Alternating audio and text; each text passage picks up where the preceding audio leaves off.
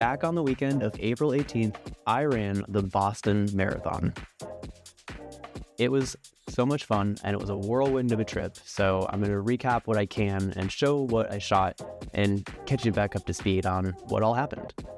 So my dad and I took a red-eye flight on Friday from Seattle to Boston, and we arrived really, really early in the morning. And thankfully, my super generous host of a cousin, Jessica, picked us up and brought us back to her house in Medford.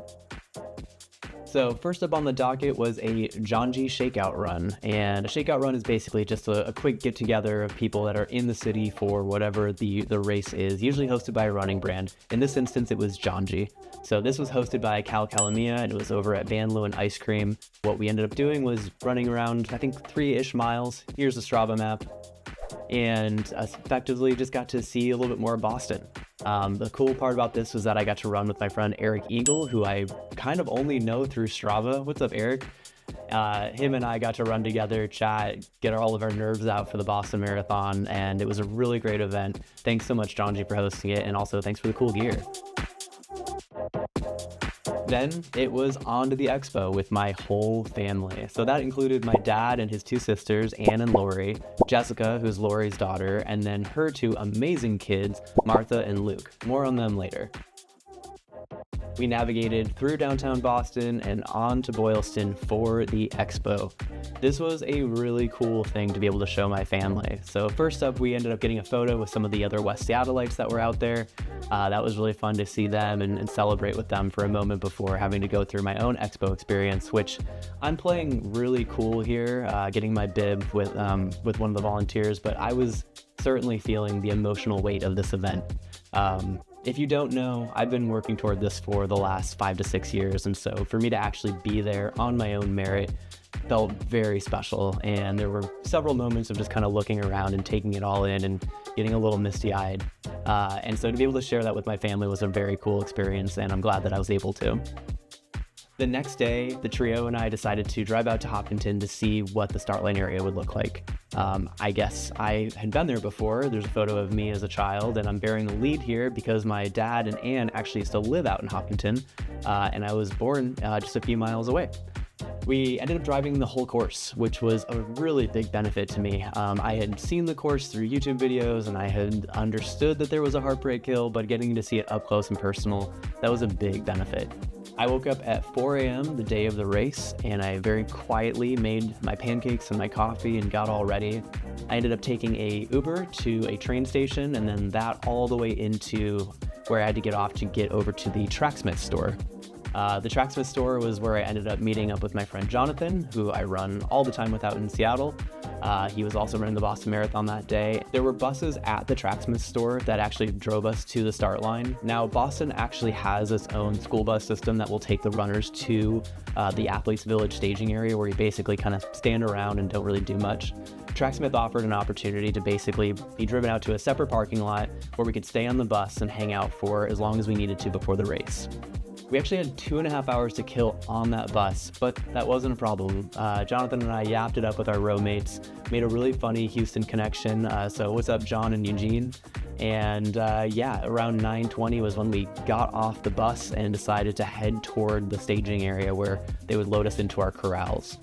It's actually quite a hike to get to the staging area for the corrals. So I was in Wave 1, Corral 6, and that was maybe a quarter mile back from the start line. So there was quite a bit of time to even get to that location.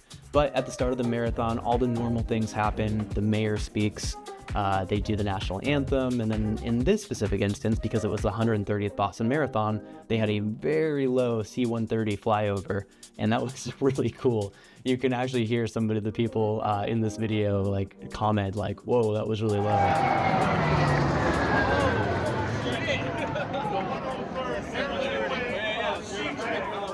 So remember Martha?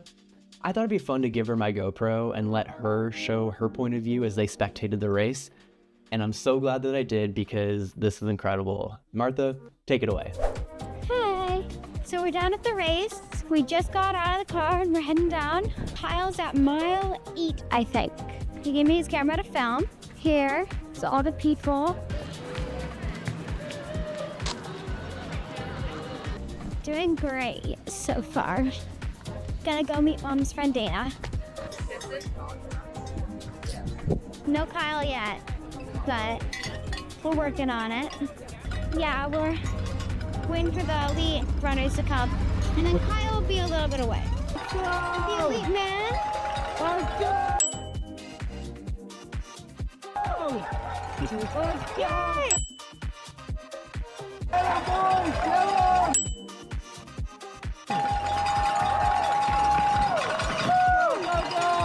We got it! All the elite runners are coming by. Woo!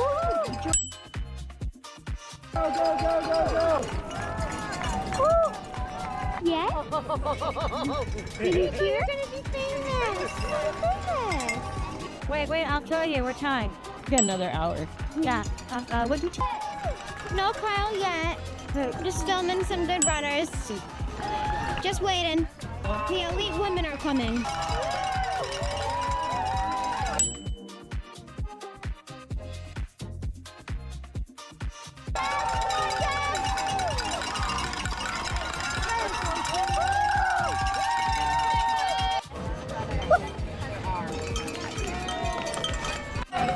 Kyle's coming.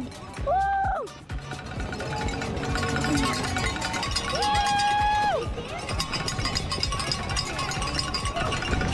Kyle, don't mind the long video. Any minute.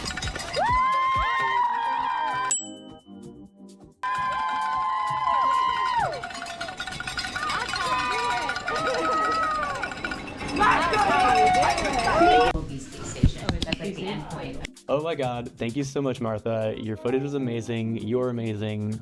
This was everything I had hoped for and more. Thank you so much. The race, for me, in my perspective, was incredible. It was so emotional crossing the start line in those early miles. It felt unbelievable to actually be running the course. I captured a little bit of video, but not nearly enough. So here's what I've got from my point of view, and then of course some flybys that people were able to capture. And I got a ton of photos that I also paid for, and I'm glad that I did because they turned out great.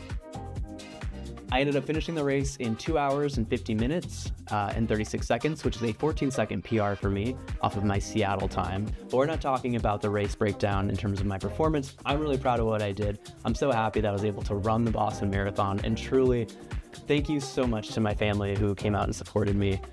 Ryan and Jessica, thanks so much for opening up your home. Luke, of course, as well, and Lori and Anne and Larry and Martha. Seriously, thank you again. Not just my family, but from afar. All of Seattle, I really felt that love and connection throughout the entire race. And so I just have to say thank you to the Westies and Club Southwest and West Seattle Runner. Without these run groups that I'm a part of, I would not have as much fun as I do running in Seattle. Thank you all again so much. Thanks for watching, and I hope you liked it. I'll see you next time.